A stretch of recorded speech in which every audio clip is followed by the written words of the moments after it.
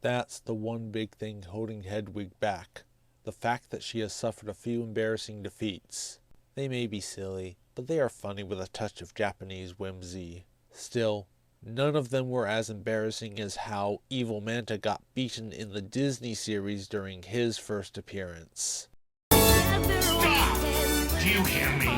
You don't belong together. Stop! Stop singing!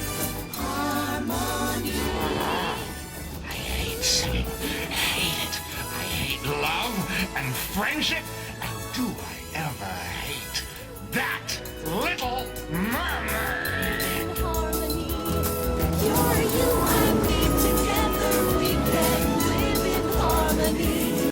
I hate this Little Mermaid too, Tim Curry. How did we go from a movie with one of the most epic Disney villain deaths ever to this?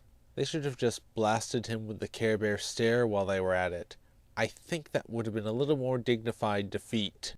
Pathetic. In fact, I can't believe I'm saying this, but I'd rather watch Care Bears than Disney's Little Mermaid show. As saccharine as it got, the antagonist still managed to be way more entertaining and effective. No Heart is easily one of my favorite 80s cartoon villains. Oh, no.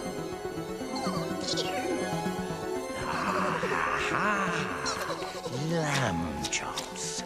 Some of Hedwig's defeats were entirely her own fault because she's not the best spellcaster. Aside from not being able to use her magic on land, she messed up a couple spells like giving Dudley a potion that is supposed to just freeze Coral, but later on it also turns her into a baby as well. In another, she enchants Marina and Justin's flowers with the intent of making them fall asleep, but instead it causes everybody who smells them to swap personalities. Even Anselm comments on her incompetence. No doubt the one responsible for all this turmoil is our old friend Hedwig. But what good did it do her? None whatsoever, because as usual she used an incorrect formula to concoct her spell, but that doesn't surprise me. She never was a very good sorceress. Nevertheless, she's dangerous. We must never forget that. Hedwig could have been the best sea witch if she was portrayed as a bitter and hateful person who the heroes barely managed to defeat in all or at least most of her episodes, but she didn't bring her A-game 100% of the time, unlike Ursula in the movie, so due to the law of averages, this round goes to Disney. That was a close one. Too close. Much like the original sea witch had various creatures as her pets, Hedwig has a variety of henchmen, including the aforementioned Dudley and Hugo, as well as a manta ray and an army of sharks. Still, for all her forces, Winnie can usually beat them with one scream. A friend pointed out to me that Glut the shark in the Disney movie was more menacing than all of Hedwig's sharks combined, and he's absolutely right. If Hedwig's army were more like this, she'd probably be the #1 sea witch. All but one of her named henchmen barely get any personality, but they do get cool moments. I love how she rides around on Manta Ray like a flying carpet, and when Winnie tries to get the pipe of Silene, Hugo snags it in one of the cooler slow-motion shots I have seen for an anime of this vintage.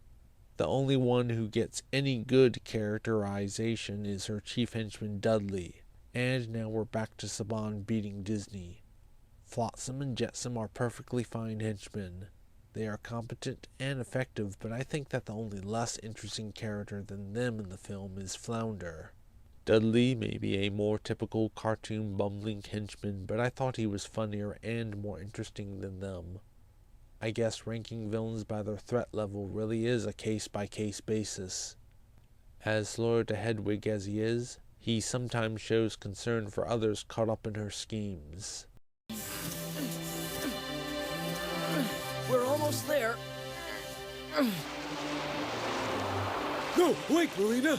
If you get wet, you'll change back too! The magic potion will soon be wearing off anyway, Dudley, so it doesn't matter.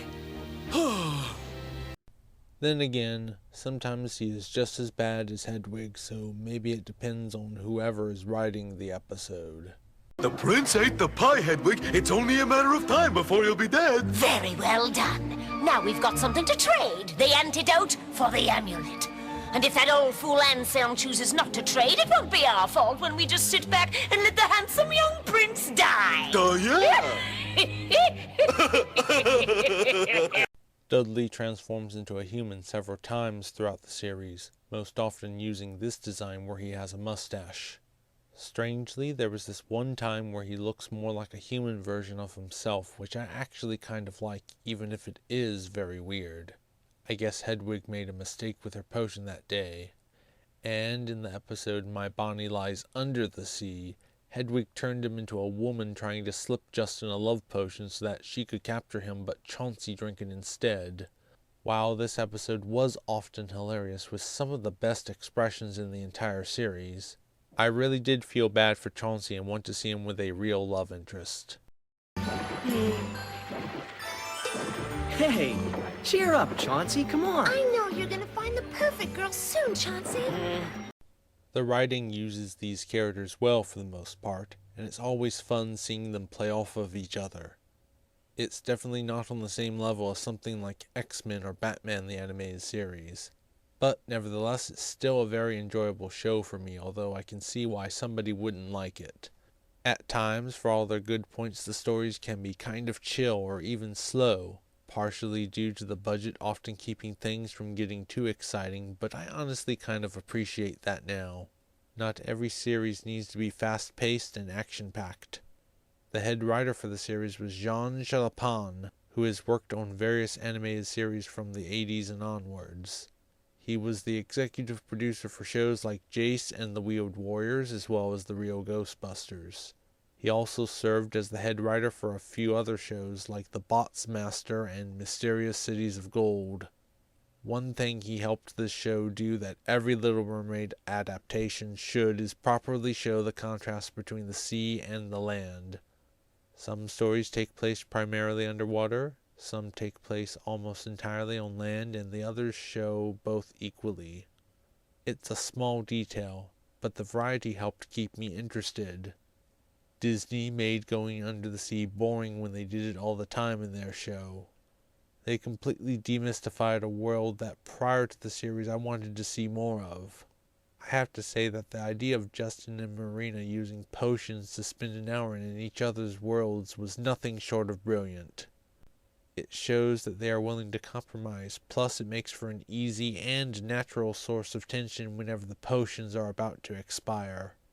It's also inspired in part by the original story, except without all of the pain and suffering. Speaking of the source material, every now and then the show would make a small reference to it like Marina's garden or Hedwig's polypi. Even Justin's noble deeds are part of the original canon. That's nice. Now if only he was kind enough to give his mute friend a bed and was smart enough to ask Princess What's-Her-Name how she knew he was out in the ocean. I commend the writers for looking to use any details at all, as it's based on a short story instead of a book big enough where a single line could inspire an entire episode like Fox's Peter Pan is. All in all, while this may be one of the loosest adaptations, the writers proved that they could come up with plenty of engaging stories on their own. And no matter what, the dialogue never gets as cheesy as the Little Mermaid live show performed at Wiki Watchy Spring. You can't win! Ha! You think love conquers all? Love does conquer all, on land and in the sea. And we are the loving proof. The sad thing is that Disney could have easily used the talented writers of this show to make their Little Mermaid series a sequel instead of a prequel. They could have given Ariel a way to transform back and forth between human and mermaid so that the stories can take place in both worlds. On land, you could have her learning more about human society while helping Eric fight villains like Prince Lothar. And when she returns to the sea, she could help her family battle new villains who are trying to rise to power in the wake of Ursula's demise. I mean, with the Aladdin series, they generated the best Disney rogues gallery practically out of nowhere, and that set the bar really high for animated series based on movies. The show could also have developed personalities for Ariel's sisters, as well as go into the backstories for characters like Grimsby, Carlotta, and Louie. How awesome would it have been to have an entire episode spotlighting him? I'm sure that would have been worth the entire series alone. Les poissons, les poissons. Then again, even if the show was a sequel, we still might have gotten stuff like villains getting defeated by songs, or Ariel saving one of the most sadistic fairy tale authors, so maybe it was doomed either way, and the original movie was best left as a one and done. Looking back, Saban's Little Mermaid beat out the Disney show before the opening was over. The intro to the Disney show is alright, easily one of the best parts of the series. It's just the characters all swimming around to a medley of music from the movie. Nothing special, but pretty inoffensive compared to the content. The opening song for Saban's Little Mermaid, while admittedly cheesier and with less fluid animation, has that one part that really got my attention when I first watched this. I talked about it in my top 12 outros review, but here it is again. I fell on shore, you lit my love and inspiration. A different world above the sea. Someday we'll find a way to end the separation. So together you and I can always be. I started to think that I might actually like this show when I heard those lyrics, because they indicated that the goal of the series was not just foiling the evil scheme of the weak, but for Marina to become human permanently. This is something the Japanese do in their shows that I love, giving the heroes other goals that make the series more engaging to me. The female tokusatsu writer Yasuko Kobayashi wrote 5 excellent Sentai series that are a quarter of my top 20. 4 of them are about the heroes wanting to return home, which they can't do until they defeat all of the villains. And that made every episode, whether it's filler or important, feel like they are getting closer to their goal. Despite the story in Saban's Little Mermaid stagnating after episode 2, that hook was always there, and I almost never felt like my time was wasted when I watched this show, except for 2 episodes. The quest for the Golden Tablet was when I finally got fed up with stories about the heroes trying and failing to get it back from Hedwig. I knew that they weren't going to succeed, as it was episode 14 of a 26-episode series. It really sucks because this episode has some great things going for it. Hedwig decided to hide the Golden Tablet in an underwater prison called Tartarus, and the characters had to go through some cool traps to get to it, giving the episode more atmosphere than some others. I also love the scene of Hedwig reading exposition about the prison to Dudley. It's strangely cozy, and I hate to see it wasted in an overall pointless episode. But my least favorite episode was the one right after that, A Case of Mistaken Identity. To celebrate the 1-year anniversary of Marina saving him, Justin arranges for Chauncey to deliver a gift to Marina with a message. But Queen Catherine confiscates it from Chauncey, and when reading it thinks that Justin intended it for Cecily, telling her so, which leads to her being mad when Justin says that it was not meant for her. So this episode is already a mess, with Cecily being angry for something that is not entirely her fault.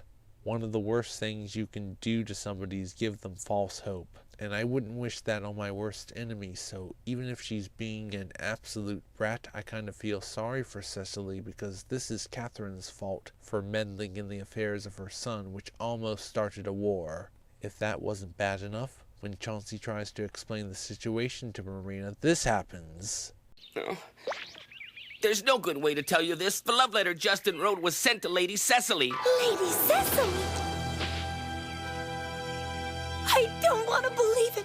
Justin would never be so cruel. It's mostly my fault. One of these days, I'm gonna have to stand up to the Queen. How could he do this to me? He what? Tell me he loves me when he always intended on going back to Lady Cecily. No, wait!